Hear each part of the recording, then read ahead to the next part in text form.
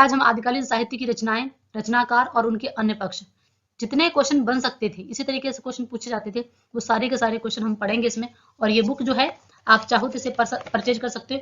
Doctor Puran Chand की book है, बहुत ही इंपॉर्टेंट, बहुत ही अच्छी बुक है। इस बुक से भी मैंने तैयारी की थी।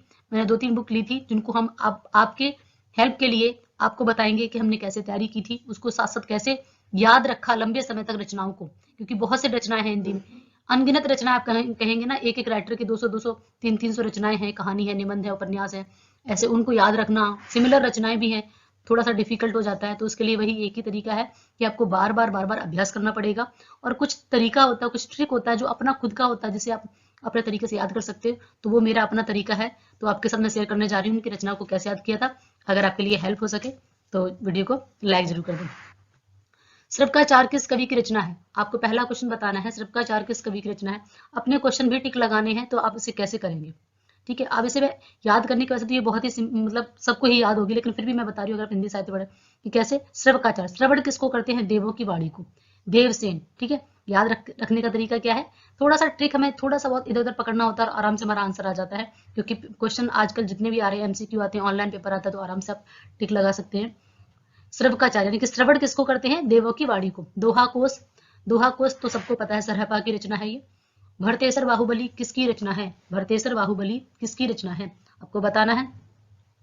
अब यहाँ पर देखिए, भारतवर्ष, ठीक है, बाहुबली है, ठीक है, सभी जानते हैं, जितने अभद्र लोग हैं उनको हम बता सकते हैं कि हमारा जो भारतवर्ष है वो बहुत ही बाहुबली है। कमजोर ना समझा जाए, जो भारत की तरफ देखेगा उसको हम अपना बल दिखा सकते हैं। भरतेसर बाहुबली, शालिभद्र सूरी, शालिभद्र, इसमें हम भद्र पकड़ सकते हैं कि भद्र लोग हम कम ना समझें भारत को, भारत के पास बहुत सारा बल है।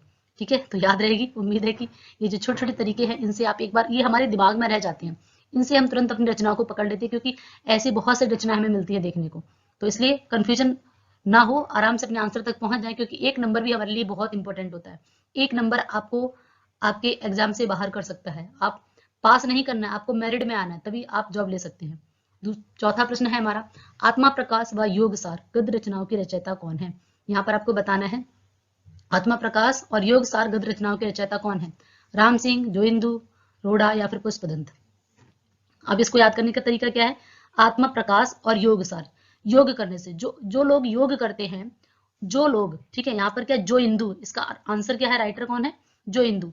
जो लोग योग करते हैं वो अपनी इंद्रियों पर, जो इंदु यानी कि जो अपनी इंद्रियों पर कंट्रोल कर लेते हैं, कौन? जो लोग योग करते हैं।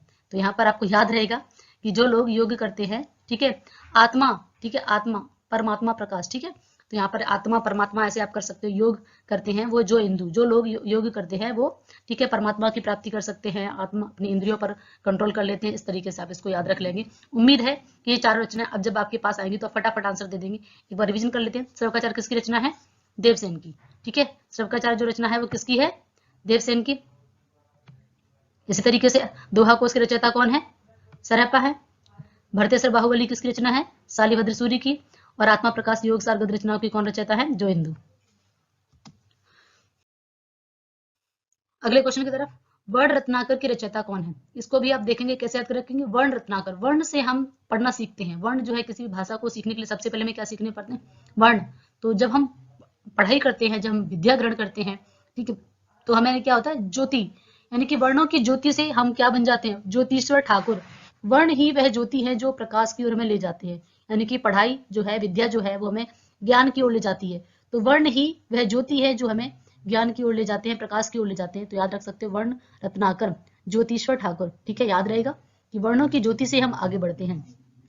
नेक्स्ट क्वेश्चन है, बहुत ही इंपॉर्टेंट रचना है ये हमारी। ये रचना जो है बहुत बार पूछी गई है। ठीक है, भाषा सर्वेक्षण किसकी रचना है? ये इंपॉर्टेंट रचना है ग्रियर्सन की। ठीक है, ग्रियर्सन, सन जो है, सन मतलब बेटा कह सकते हो, सूर्य कह सकते हो। सन जो है हमारा भाषा अध्ययन कर रहा है, भाषा सर्वेक्षण, इस तरीके से भाषा का सर्वेक्षण कर रहा है। ठीक है, ग्रियर्सन, तो इसमें आप सन को पकड़ लो। सन हमारा क्या कर रहा है?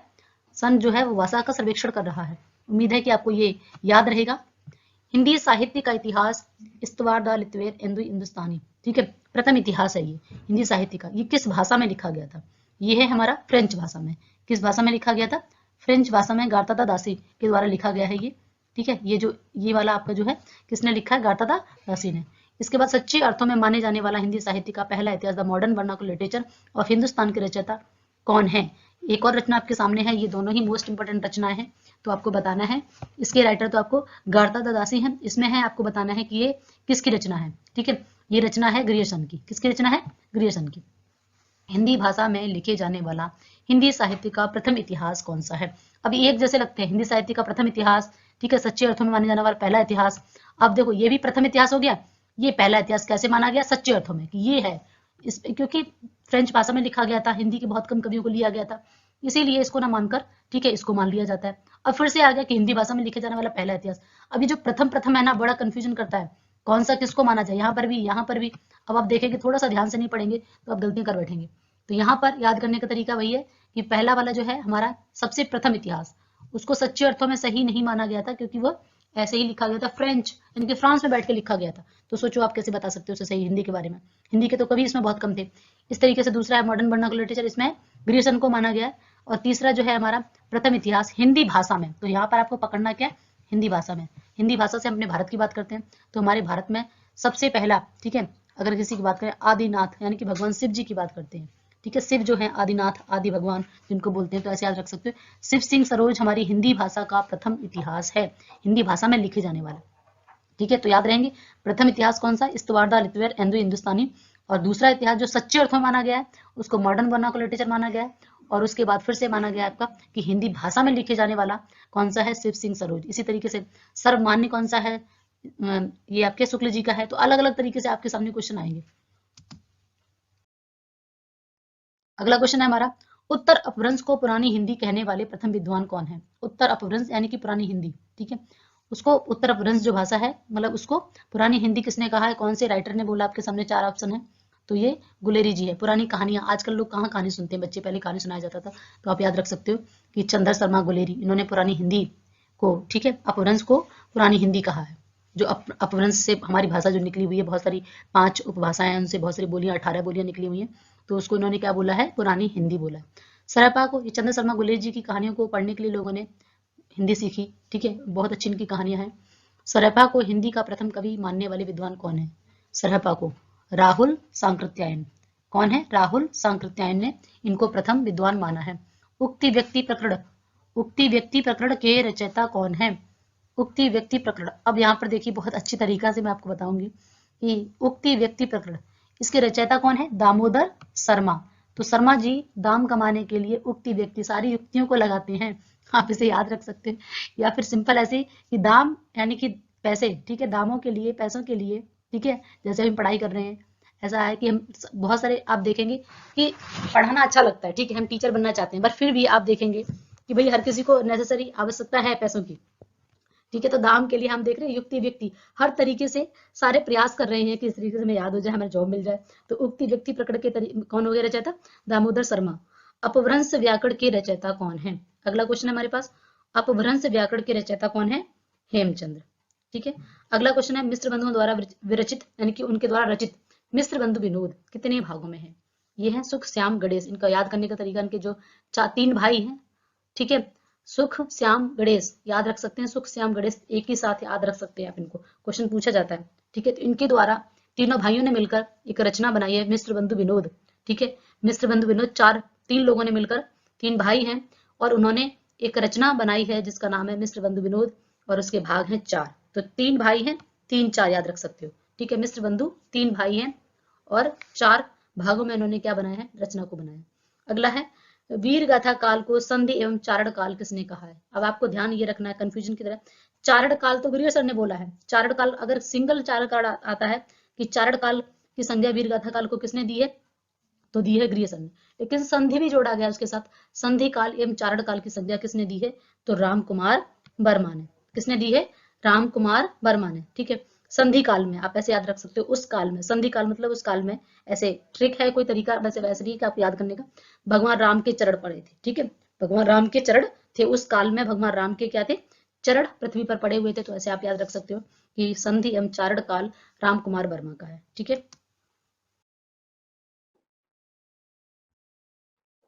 अगला क्वेश्चन है हमारा, आसुक कवि किस कवि की रचना है? आपको बताना है आसुक कवि की रचना कौन सी है, इसमें बताना है।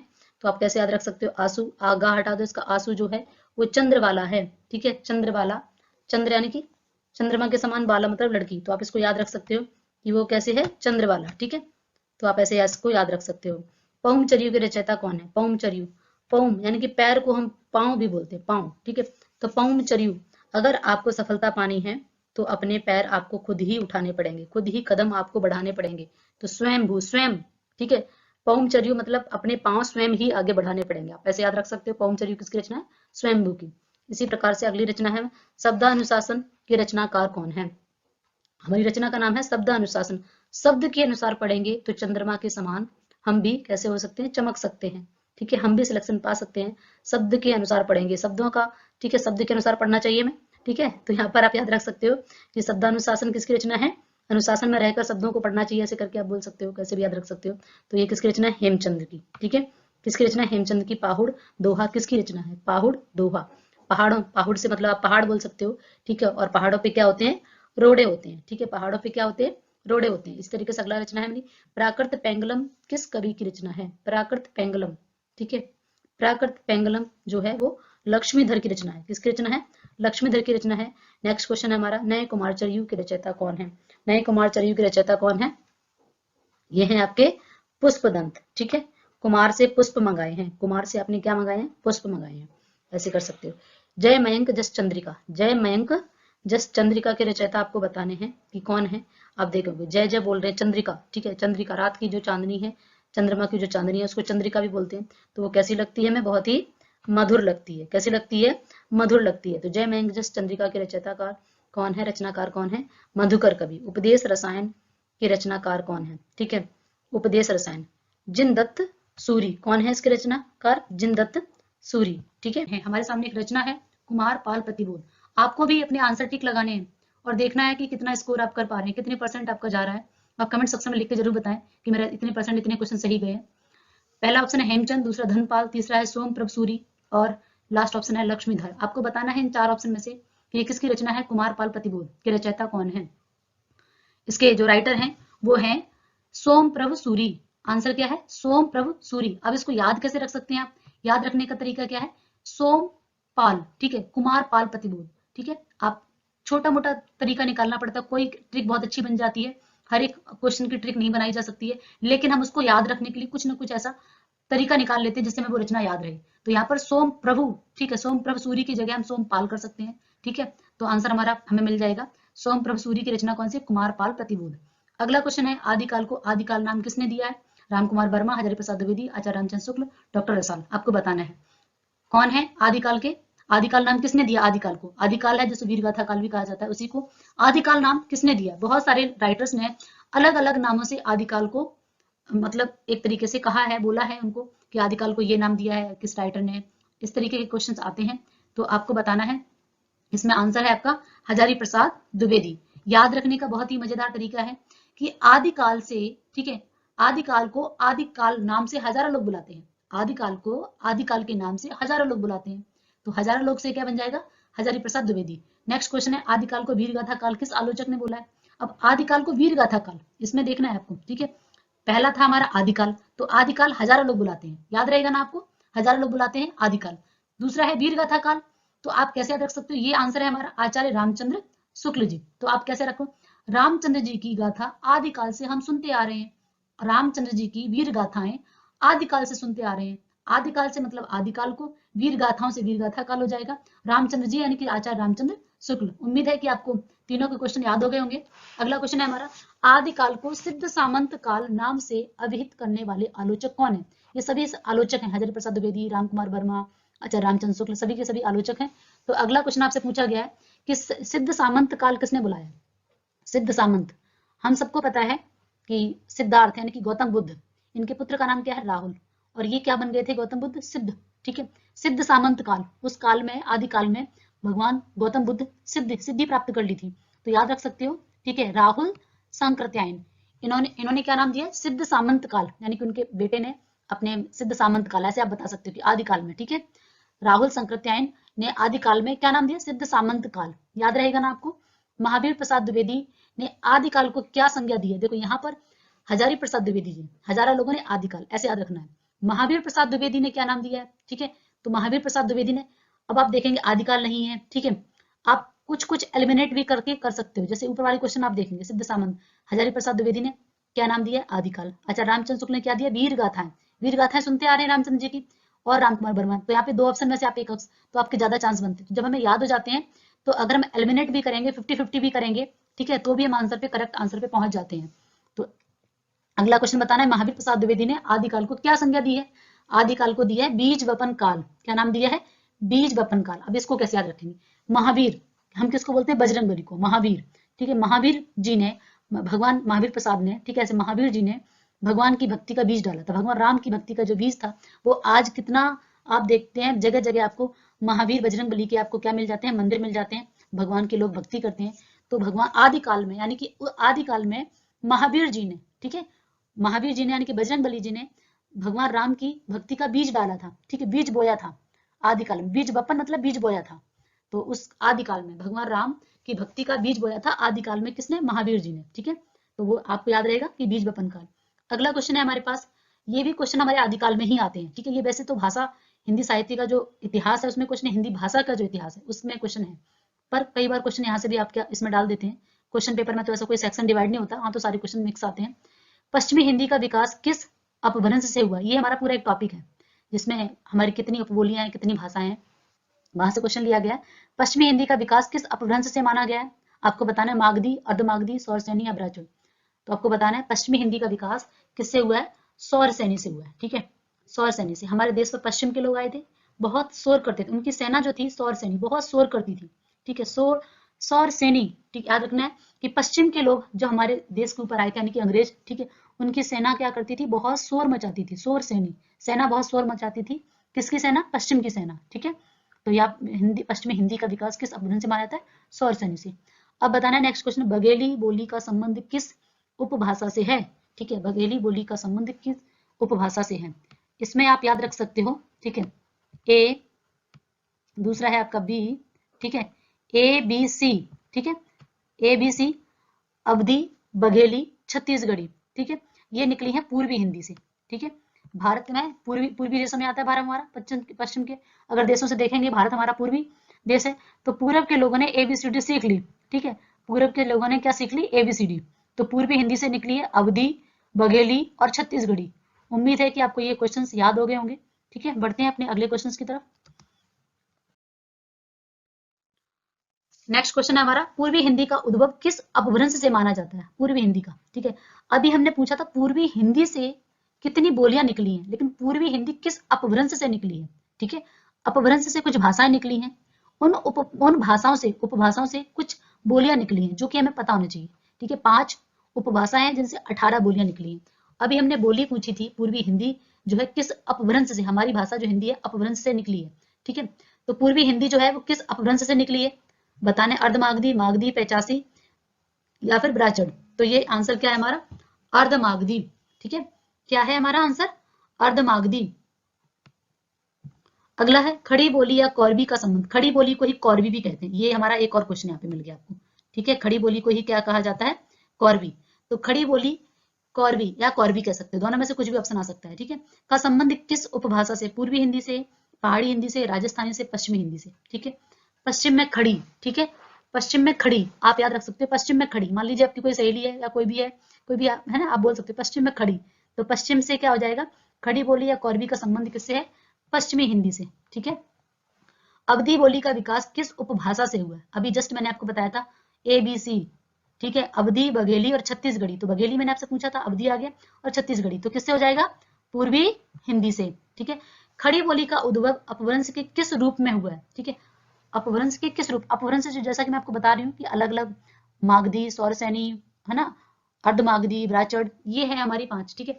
इनसे अलग अलग भाषाएं निकली हुई हैं जिनसे हमारी बहुत 18, ठीक है, बोलियां निकली हुई हैं। तो बताना है आपको कि खड़ी बोली का उद्भव अपभ्रंश के, ठीक है, अपभ्रंश से, अपभ्रंश का मतलब टूट फूट, बहुत सारी भाषाएं निकली, उनसे फिर हमारी बहुत सारी फिर से बोली निकली है, भाषाएं निकली हैं, बोलियां निकली हैं। तो क्या है आपको बताना है, स्वरसैनी का उत्तरी रूप मागधी या अर्धमागधी। तो यहाँ पर अर्धमागधी तो किसमें चलेगी? पूर्वी हिंदी में, तो अर्धमागधी हो नहीं सकता, मागधी भी नहीं है, ठीक है। ये है हमारा खड़ी बोली, पश्चिम की बात कर रहे हैं, पश्चिम में खड़ी। तो क्या हो जाएगा? इससे पहले हमने क्वेश्चन पढ़ लिया कि पश्चिम के लोग जो सेना है उनकी बहुत क्या करती है? शोर मचाती है। तो खड़ी बोली से क्या किसका संबंध है? सौर सैनी के उत्तरी रूप में। सौर सैनी के भी 2 रूप हैं, तो सौर सैनी का उत्तरी रूप है, उससे निकली है खड़ी बोली। खड़ी बोली का ही दूसरा नाम क्या है? कौरवी। ठीक है, अगला है हिंदी की कितनी उपभाषाएं हैं? जो आपको मैं अभी समझा रही थी वही आ गया कि हिंदी की कितनी उपभाषाएं हैं। उपभाषाओं से हमारी बोलियां निकली हुई हैं। 2 हैं, 4 हैं, 7 हैं, 5 हैं। ये है 5। ठीक है, 5 हैं जिसमें सौर सैनी है, मागधी है, अर्धमागधी है, ब्राचड़ है। ठीक है, इस तरीके से हमारी 5 उपभाषाएं हैं, अपभ्रंश से निकली हैं। देन इसके बाद आपकी उनसे बोलियां निकली। हर एक जो उपभाषा है इसके इससे 3, 4, 5 अलग अलग जो है बोलियां निकली हुई। ठीक है, ये है उपभाषा। सौर सैनी क्या है? उपभाषा। किससे? अपभ्रंश से। अर्धमागधी क्या? उपभाषा। मागधी क्या? उपभाषा। ठीक है, तो ये टोटल कितनी है? 5।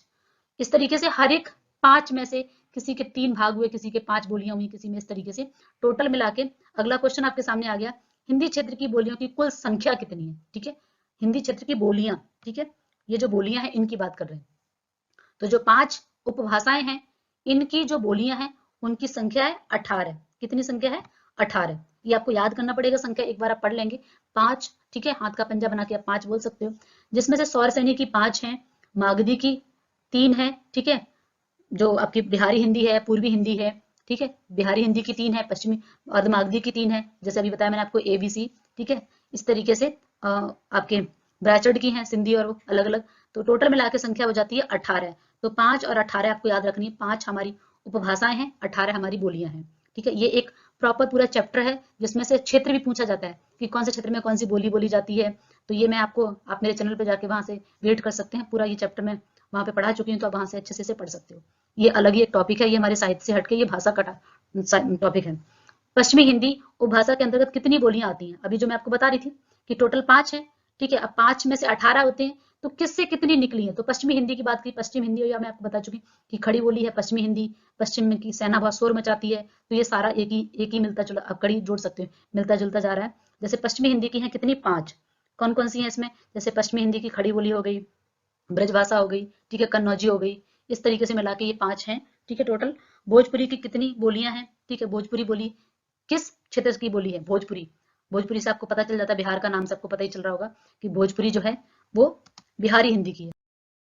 ठीक है, दरभंगा, आजमगढ़। अब ये आ गया क्वेश्चन जो मैं आपको बता रही थी कि इसमें पर्टिकुलर क्षेत्र भी पूछा जाता है कि दिल्ली के आसपास कौन सी भाषा बोली जाती है, मथुरा में कौन सी, अवध में कौन सी, ठीक है, पटना में कौन सी, आजमगढ़ में कौन सी।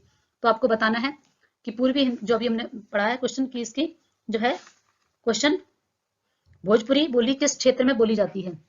ठीक है, दरभंगा में, आजमगढ़ में, या फिर पटना में, या पूर्णिया में। तो यह इसका आंसर क्या है? पूर्णिया। ठीक है, बिहार में पड़ता पूर्णिया जिला। मैथिली बोली के क्षेत्र क्या है? गोरखपुर, लखनऊ, चंपारण या मुंगेर। तो इसका आंसर क्या हो जाएगा?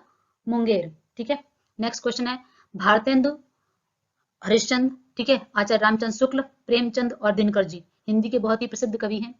इन कवियों का संबंध जो है किस भाषा से है? बुंदेली, अवधी, भोजपुरी या फिर खड़ी बोली। तो ये है हमारा आंसर, क्या हो जाएगा? भोजपुरी। ठीक है, भाषा विज्ञान में प्राय किन उपभाषाओं को हिंदी माना जाता है? ये भाषा विज्ञान का टॉपिक है। ठीक है, उसमें किन किन को माना जाता है? भाषा विज्ञान के अकॉर्डिंग अभी जो हमने पढ़ी 5 उपभाषाएं, 18 बोलियां, इनमें से भाषा विज्ञान किन को मानता है हिंदी कि हमारी हिंदी जो है वो किससे बनी है? पश्चिमी हिंदी, पूर्वी हिंदी, पूर्वी हिंदी और बिहारी हिंदी, पश्चिमी हिंदी और राजस्थानी, राजस्थानी और पहाड़ी। तो हमारा आंसर क्या है इसमें? पश्चिमी हिंदी। ठीक है, इसमें आंसर क्या है हमारा? मुंगेर। और इसमें क्या है? पूर्णिया जिला। ठीक है, अगला क्वेश्चन है अपभ्रंश में स्वरों की संख्या कितनी है? अपभ्रंश में, ठीक है, हमारी हिंदी में स्वरों की संख्या कितनी है? 11। लेकिन अपभ्रंश में कितनी है वो आपको बताना है। ठीक है, अपभ्रंश में संख्या है 8। अब यहाँ पर दिया है अपभ्रंश में कौन से व्यंजन नहीं थे। हमें पता है कि हमारे 5 वर्ग हैं, क वर्ग, चा वर्ग, टा वर्ग, ता वर्ग, पा वर्ग। हर एक वर्ग में 5 लेटर हैं, तो 5 × 5 25 हो जाते हैं। ठीक है, उसके बाद अंतस्थ व्यंजन और ऊष्म व्यंजन 4, तो टोटल मिला के 8, 25, 8, 33 हो जाते हैं। ठीक है, ये हमारे शुद्ध व्यंजन है, लेकिन हम वर्णमाला में 52 वर्णों को गिनते हैं, जिसमें से हमारा ढ और ढ ये 2 आते हैं जिनका हम खूब हिंदी में प्रयोग करते हैं। ये दोनों ही व्यंजन जो है इनको उच्छिष्ट व्यंजन या फिर द्विगुण व्यंजन बोला जाता है। ये हमारे अपभ्रंश में नहीं थे, हमने इनको बाद में ऐड किया है। जो हमारी मूल हिंदी थी उसमें नहीं थे, मूल वर्णमाला जो थी इसको बाद में हमने ऐड किया है। ठीक है, जैसे आगत ध्वनियां हैं जिनके नीचे नुक्ता लगा रहता है, तो ये भी हमने बाहर से बाद में ऐड किए हैं, ये पहले वाली वर्णमाला में नहीं थे, तो अपभ्रंश में ये नहीं थे। ठीक है, निम्न में से हिंदी की प्रथम रचना कौन सी मानी जाती है? सबका चार, दोहा, कोश, चर्यापा या फिर योगज, ठीक है, आपको बताना है। तो ये तो हम सबको पता है, सर्वकाचार हमारी हिंदी की पहली रचना मानी जाती है। अगला क्वेश्चन, आदिकाल को वीर काल की संज्ञा देने वाले आलोचक कौन से? अब देखिए आपके सामने देखेंगे आप, एक ऑप्शन तो आपने हटा ही दिया कि हजारी प्रसाद द्विवेदी हट गए इसमें से, ठीक है। अब वीर काल बताना है आपको, ठीक है। राम कुमार वर्मा, हजारी प्रसाद द्विवेदी हट गए इसमें, डॉक्टर रसाल और विश्वनाथ प्रसाद मिश्र। तो आपको बताना है, चार हम पहले ही पढ़ चुके हैं। अच्छा, रामचंद्र शुक्ल को, हजारी प्रसाद द्विवेदी को, महावीर प्रसाद द्विवेदी को, ठीक है, और राहुल संकृत्यान को। तो अब इसमें से आपके सामने चार ऑप्शन में से आपको तीन बचे, इसमें बताना कौन है। तो इसको याद रखना है, वीर काल, ठीक है। आपको बताना है कि वीर काल किसने बोला है। वीर काल बोला है, आप ऐसे रख सकते हो, विश्व में बहुत सारे लोग वीर हैं, ठीक है, उस काल से लेकर इस काल तक, आदिकाल से लेकर अब तक, ठीक है, विश्वनाथ, या फिर हम इनको विश्वनाथ, हम किनको बोलते हैं, भगवान शंकर को विश्वनाथ बोलते हैं, वो बहुत ही वीर हैं, ठीक है। आदिकाल से भगवान विश्वनाथ बहुत ही वीर हैं, तो वीर काल, ठीक है। वीर काल किसने बोला है? विश्वनाथ प्रसाद ने बोला है। अगला क्वेश्चन, हिंदी साहित्य के विभिन्न कालों का काल विभाजन करके नामकरण करने वाले प्रथम इतिहासकार। ध्यान देना है, प्रथम इतिहासकार पूछा गया है, ठीक है। सही किसका माना है, सर्वमान्य किसका माना है, वो नहीं पूछा जा रहा आपसे। सबसे पहले, ठीक है, जो हमारे हिंदी साहित्य उसका काल विभाजन किसने कर दिया था, तो ये है आपके जॉर्ज ग्रियर्सन, जिन्होंने सच्चे अर्थों में जिनका हिंदी साहित्य का इतिहास माना जाता है। पहला है हमारा गाथा तदासी, लेकिन वो फ्रेंच भाषा में लिखा था, हिंदी के बहुत कम कवि थे, तो इसलिए ग्रियर्सन का जो इतिहास है, उन्होंने क्या किया, हिंदी साहित्य के इतिहास को कई सारे कालों में बांट दिया, कई सारे कालों में, ठीक है। उसके बाद से फिर इसमें करेक्शन होता है, सर्वमान्य जो है वो आचार्य रामचंद्र शुक्ल के द्वारा जो काल विभाजन है उसको सर्वमान्य है, वही सर्वमान्य आज हम फॉलो करते हैं हम अपने हिंदी साहित्य का। वो कौन सा है? आचार्य रामचंद्र शुक्ल का। संदेश रासक खंड काव्य के रचयिता। अब देखो क्वेश्चन हमें ठीक से पढ़ने होते हैं। आपको यहाँ पर एक क्वेश्चन मिल गया, क्वेश्चन से क्वेश्चन मिल गया एक और, कि संदेश रासक रचना किस टाइप की है, क्या बताना है, कैसी रचना है, वो एक खंड काव्य है। ये क्वेश्चन भी पूछा गया है, कई बार क्वेश्चन आया हुआ है। तो यहाँ से मैं इसमें ध्यान से क्वेश्चंस को पढ़ना है कि हम प्रश्न से भी प्रश्न बन जाता है कि संदेश रासक जो है वो खंड काव्य रचना है, ठीक है। कैसी रचना है? खंड काव्य, वहां दे देंगे खंड काव्य, ठीक है। आपका महाकाव्य अलग अलग दे देंगे, तो आपको बताना है खंड काव्य है। अब बताना है संदेश रासक किसकी रचना है, धनपाल की, अब्दुल रहमान की, विद्यापति की, अमीर खुसरो की। याद रखने का तरीका क्या है, अब दिल में संदेश रह गए, ठीक है, अब दिल में संदेश रह गए, अब्दुल रहमान की, अब दिल में संदेश रह गए, ठीक है। संदेश रासक अब्दुल रहमान, अब दिल में रह गए, संदेश रह गए, तो संदेश से संदेश रासक, अब्दुल रहमान से अब रह गए तो अब्दुल रहमान। खुमाण रासो, ये रचनाएं हैं कुल 12 रचना, जो याद हमें करनी है, बहुत ही इंपॉर्टेंट रचना है, बहुत बार पूछी जाती है, पर इनके नाम कुछ इस तरीके से जो हमें याद नहीं रहते हैं, जल्दी से भूल जाते हैं। तो एक बार मैं बता रही हूँ, आप इस तरीके से पढ़ेंगे तो आप एक बार में ही याद रख लेंगे। उम्मीद है कि आप ये कभी नहीं भूलेंगे। अब दिल में क्या रह गए? संदेश, अब दिल में संदेश रह गए, अब दिल में संदेश रह गए, तो याद रहेगा आपको। खुमाण रासो के रचनाकार कौन है? खुमाण रासो, ठीक है। अब इसको कैसे याद रखेंगे? देखो, जब लोग दल में होते हैं, ठीक है, जब लोग दल में होते हैं तो बहुत खुमाड़ होता है उनके पास, बहुत ज्यादा, ठीक है, वो जोश में रहते हैं, खुमाड़ में रहते हैं, आप बोल सकते हैं, हरियाणवी भाषा में लोग बोलते हैं ना, तो खुमाड़ में क्यों? क्योंकि दल के साथ है वो, उनके साथ पूरा का पूरा दल है, क्योंकि वो विजय हासिल कर, भाई जो लोग दल में होंगे तो विजय हासिल कर लेंगे, तो दलपति विजय खुमाड़, ठीक है, उनके पास क्या है? खुमाड़। तो आप ऐसे याद रख सकते हो कि खुमाड़ रासो दलपति विजय की है। खुमाड़ रासो किसकी रचना है? दलपत विजय की। नेक्स्ट क्वेश्चन है, निम्नलिखित में से कौन सा जो रासो काव्य है आलय खंड के रूप में, उत्तर भारत में बहुत ज्यादा गाया जाता है ये आलय खंड, ठीक है, ये किसमें से लिया गया? इस रचनाओं में से किसका एक खंड है, ये काव्य है, ठीक है, उसमें से लिया गया। हमीर रासो, पृथ्वीराज रासो, बीसल देव रासो या परमाल रासो। ये आपको मैंने फर्स्ट वीडियो में पढ़ाया था कि आलय जो है परमाल रासो की रचना का खंड काव्य है, और इसका यही जो है खंड काव्य मिला है, ठीक है। आलय खंड ही मिला है परमाल रासो में से, बाकी हमें अपर्याप्त है, मिला नहीं है। तो परमाल रासो का, परमाल रासो की रचना है जिसमें से एक काव्य है, उसी में से एक खंड लिया आला खंड, ठीक है, जिसमें बहुत ही ज्यादा गाते हैं लोग उसको बारिश के मौसम में। इस तरीके से अलग अलग जगह क्वेश्चन पूछा जा सकता है। उत्तर भारत में गाए जाने वाला ये प्रचलित गीत है, ठीक है, आला खंड लोग गाते हैं आला। निम्न में से मूलतः गेय रासो काव्य कौन सा है? मूलतः यानी कि मुख्य रूप से सबसे ज्यादा इनमें से, ये क्वेश्चन इतना इंपॉर्टेंट है क्योंकि इस रचना से कुछ क्वेश्चंस हैं। अभी तो हम ये एमसीक्यू कर रहे हैं, इनको डिटेल में भी हम पढ़ेंगे कि बीसल देव रासो में कितने फैक्ट बनते हैं, कौन कौन उसमें, किस नायक का नाम क्या है, नायिका का नाम क्या है, किस देश की बात हो रही, किस राज्य की बात हो रही, क्या है, कितने महीनों के बाद, किस महीने से प्रारंभ हो रहा है, ये सारे हैं। तो इसमें से गए जाने, अब परमाल रासो तो इसमें से खंड का भी है एक, केवल आला खंड, वही गाया जाता है, पूरा नहीं। मूलतः यानी कि पूरी तरीके से गाए जाने वाला जो है वो कौन सा है? वो है बीसल देव रासो।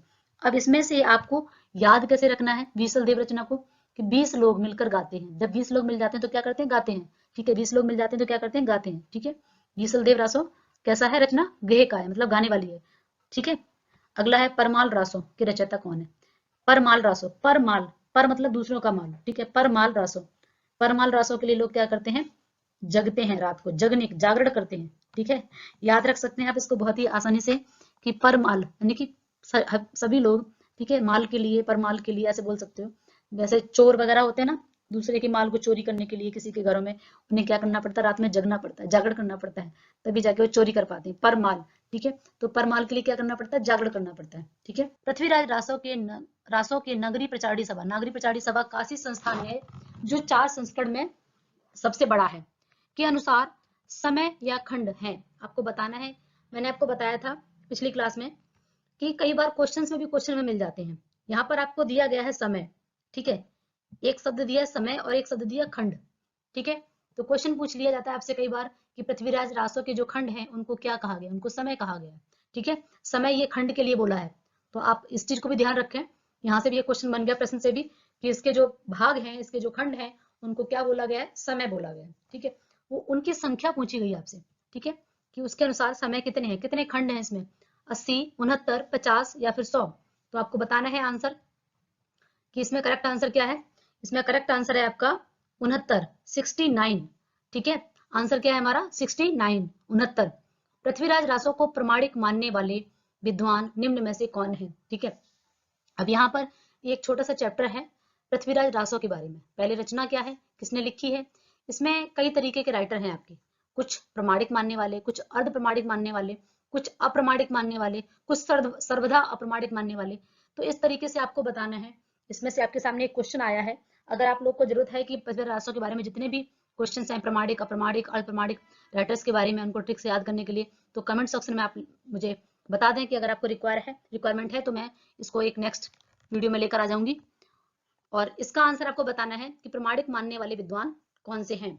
आपको बताना है आंसर कि प्रमाणिक मानने वाले इसमें से कौन है, आचार्य रामचंद्र शुक्ल, डॉक्टर बुलर, या फिर डॉक्टर श्याम सुंदर दास, मुंशी देवी प्रसाद। ठीक है, आपको इसमें से बताना है कि कौन सा आंसर है। इसमें जो आंसर है वो है आपका ऑप्शन सी, श्याम सुंदर दास। यानी कि श्याम, भगवान कृष्ण की बात, श्याम उनका नाम है, श्याम इतने सुंदर है, इसके लिए में किसी प्रमाण की आवश्यकता नहीं है। ठीक है, ये प्रमाणिक है, ठीक है, आप इसको ऐसे याद रख सकते हो, ये प्रमाणिक है। ऐसे आप बता सकते हो कि श्याम सुंदर दास जो है उन्होंने प्रमाणिक माना है इसको। नेक्स्ट क्वेश्चन है हमारे सामने, पृथ्वीराज रासो को सर्वथा अप्रमाणिक मानने वाले कौन है, जिन्होंने अप्रमाणिक माना है, प्रमाणिक माना ही नहीं है।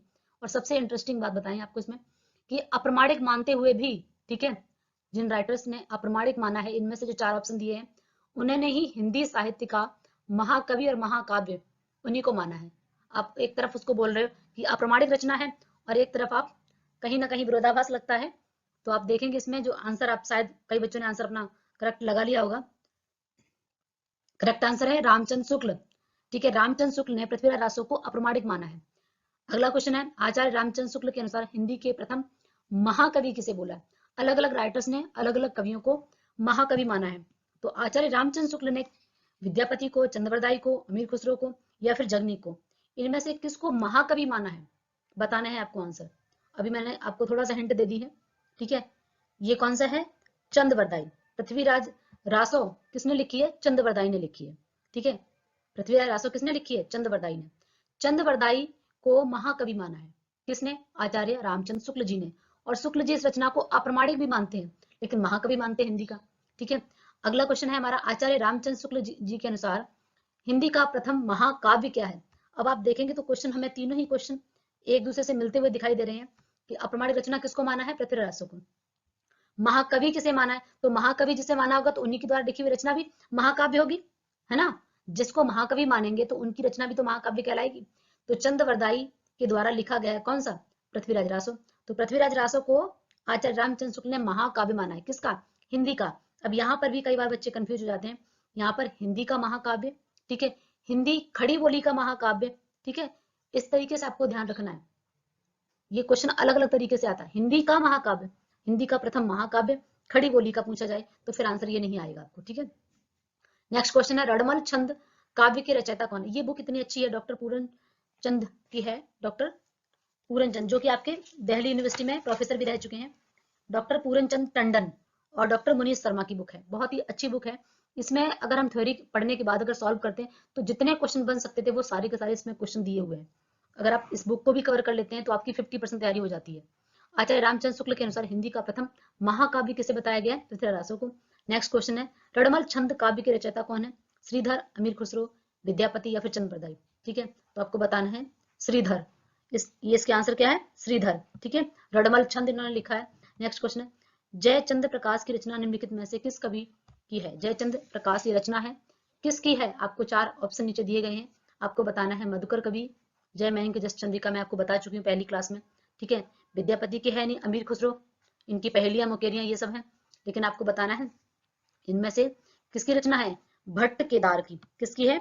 भट्ट केदार की। अब थोड़ा सा ऐसे मैं आपके लिए बताना चाह रही हूँ कि हम इसे कैसे याद रख सकते हैं कि जब बारिश में आपने देखा कि बिजली चमकती है, ठीक है, चंद्र प्रकाश, आप देखेंगे आसमान में जब बिजली चमकती है और आवाज कड़कती है, बिजली कड़कती है ना, तो भट्ट से आवाज आती है कुछ इस तरीके से। आप इसको ऐसे दिमाग में हल्की सी इमेज बना लो कि जय मयंक जस चंद्रिका अलग है, जय चंद्र प्रकाश रचना अलग है, दोनों ही रचनाएं अलग अलग हैं।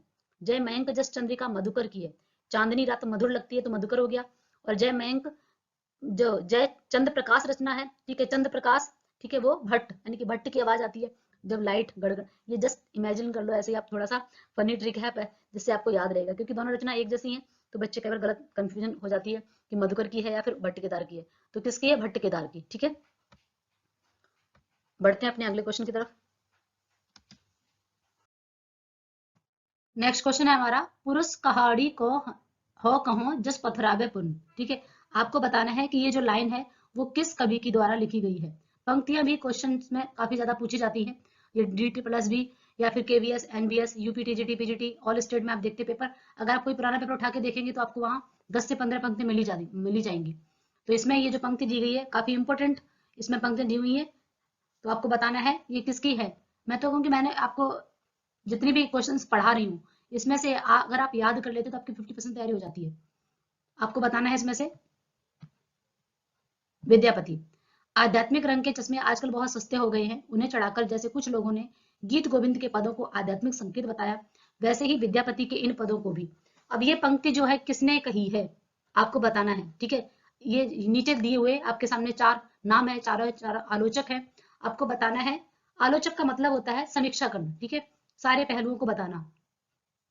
तो यहाँ पर बताया गया कि आध्यात्मिक रंग के चश्मे, यानी कि चश्मे का मतलब यहाँ पर क्या है, जैसा हम चश्मा पहनते हैं वैसा दिखाई देता है, ये मतलब है यहाँ पर। तो जैसे यहाँ पर पिछली क्लास में मैंने आपको बताया था कि हमें क्वेश्चंस में भी क्वेश्चन मिल जाते हैं कई बार, है ना। तो यहाँ एक क्वेश्चन मिल गया है, गीत गोविंद रचना दी हुई है, ये किसकी है? जयदेव की है। किसकी रचना है? जयदेव की। तो जयदेव की कुछ लोगों ने रचना जो है जिसमें लिखा हुआ है गीत गोविंद में, उसको आध्यात्मिक संगीत बताया है। ठीक है, जैसे आध्यात्मिक शुरुआत कहाँ हुई, इस तरीके से क्वेश्चन भी आते हैं। तो कुछ लोगों ने, जैसे श्याम सुंदर दास ने बोला था, ठीक है, उसी तरीके से विद्यापति के पदों को भी, विद्यापति एक ऐसे कवि है जिनको संधि काल में रखा गया है। ठीक है, कुछ लोग उनकी रचनाएं आदिकाल में मानते हैं, तो कुछ लोग कहते हैं भक्ति काल के हैं, तो इस तरीके से इनको संधि काल में, वो भी आचार्य रामचंद्र शुक्ल जी ने ही रखा है इनको। तो बताया है कि इनके पदों में भी एक तरीके से कहा जा सकता है कि आध्यात्म दिखता है। ठीक है, विद्यापति के कुछ पद, कुछ रचनाएं ऐसी हैं जहां पर आध्यात्म के बारे में। तो आचार्य रामचंद्र शुक्ल जी ने क्या बोला कि आध्यात्म इतना सस्ता नहीं है कि आप कोई चश्मा पहनोगे आपको दिख जाएगा। जैसे वो बता रहे हैं, उन्होंने एक तुलना की है कि जिस प्रकार गीत गोविंद के पदों को कुछ लोगों ने आध्यात्मिक संकेत बताया, उसी प्रकार से कुछ लोगों को धोखा हो गया कि विद्यापति के पदों को भी क्या बता रहे हैं? आध्यात्मिक, कि वो आध्यात्म है। ठीक है, तो ये शुक्ल जी इस तरीके की मतलब आलोचना कर सकते हैं, तो उन्होंने ये लाइन लिखी हुई है। ठीक है, अगला है हमारे पास, 12 बरस लो कुकर जीवो और 13 लो जियो से यार, बरस 18 छत्री जीवो आगे जीवन को धिक्कार। ठीक है, कि यहाँ पर क्या बताया, 12 वर्ष तक कुकर मतलब कुत्ते की तरह, और 13 वर्ष तक सियार की तरह जीना, जिसे गीदड़ बोलते हैं। ठीक है, और जो छत्री होता है, ठीक है, पहले जो रचनाएं थी आप देखेंगे वहां पर कवि जो थे राजाओं के युद्ध में जाया करते, राजा की प्रशंसा में छत्री युद्ध किया करते थे, उनकी प्रशंसा में वीर रस की रचना लिखते थे, इसलिए आदिकाल को वीर गाथा काल भी कहा जाता है। तो ठीक है, यहाँ पर अब आप बताइए कि ये जो रचना है वो किसकी है? वीर रस की रचना है ना, कि एक क्षत्रिय जो है वो किस तरीके से अपना जीवन। तो यहाँ पर मैंने आपको बताया था कि रचना कि आलय खंड जो है, ठीक है, उसमें वीरता की ऐसी रचना है, वीर रस की। ठीक है, तो बताया गया है जगनिक, किसकी है ये? जगनिक। जगनिक में ये रचना जो है दी गई, जो लाइन है वो वहां से ली गई है। अगला क्वेश्चन हमारे पास, साहित्य प्रत्येक देश की जनता की चित्तवृत्ति का संचित प्रतिबिंब है। अगर हम देखो बता रहे कि अगर आपको याद करना है किसी चीज को, उसके लिए हमारा सबसे अच्छा तरीका है, पढ़ाई का मतलब ही है कि आपको बार बार अभ्यास करना है। ठीक है, बिना अभ्यास के हम परफेक्ट नहीं हो सकते। ठीक है, हमें बार बार अभ्यास करना है, क्वेश्चन के रूप में लिख कर, सुना कर, देख कर, इस तरीके से अध्ययन करना है। आप ये जो आप सुन रहे हैं, बार बार 2-3 बार सुन भी लेंगे तो भी आपको याद हो जाएगा, लेकिन फिर आप इसे नोट्स बना लेंगे तो आपके लिए बहुत अच्छा रहेगा। ठीक है, तो यहाँ पर ये जो लाइन है, इसके लिए लाइनों को हम कैसे याद रखें? लाइनों को हम अर्थ निकाल कर अगर पढ़ें तो हमें काफी हद तक वो याद रहेगा। वो किसने कहाँ पर बोली, अगर ये चीज भी पता चल जाती है तो और ज्यादा हमें लंबे समय तक याद रहेगी। तो इसमें ये छतरियों के बारे में बताया गया, वीर रस के बारे में। इसमें रस भी पूछा जा सकता है आपसे, तो ये लाइन आपको दे देगी, इसमें कौन सा रस है, तो कौन सा रस है, वीर रस। ठीक है, अब यहाँ पर ये जो है अगला चैप्टर, अगली जो कोटेशन दी है, अगली जो लाइन दी गई है, उसमें क्या बताया गया कि साहित्य प्रत्येक देश की जनता का चित्तवृत्त का संचित प्रतिबिंब है। प्रतिबिंब जैसे हम शीशे में देखते हैं तो हमें अपना ही प्रतिबिंब दिखता है। अगर एक राइटर ने बोला है कि अगर आपको किसी भी देश का साहित्य, वो किसी भी देश को जानना है, समझना है कि वो देश कैसा था, कैसा है उसका इतिहास, तो वहां के साहित्य को उठाकर आप देख लीजिए, आपको पूरा का पूरा वो एक तरीके से दर्पण है उस देश का। ठीक है, साहित्य, तो साहित्य में सब कुछ समाहित है। तो यहाँ पर क्या बताया गया, साहित्य जो है प्रत्येक देश की जनता, यानी कि एक देश में रहने वाली जो जनता है उसकी चित्तवृत्ति, यानी कि जो उसकी सोच है, जो उसकी मानसिक मनोवृत्तियां हैं, उनका संचित प्रतिबिंब है। हमारे देश के जितने भी राइटर हैं आप देखेंगे उनकी मनोवृत्तियां ही तो है, उनका एक चित्त, यानी कि उनके मस्तिष्क में जो एक तरीके से जो विचार है, वो जो देश का स्थिति थी, आप देखेंगे वही लिखा हुआ है, तो उसी का प्रतिबिंब है, एक तरीके से दर्पण है। ठीक है, वही दिखता है उसमें।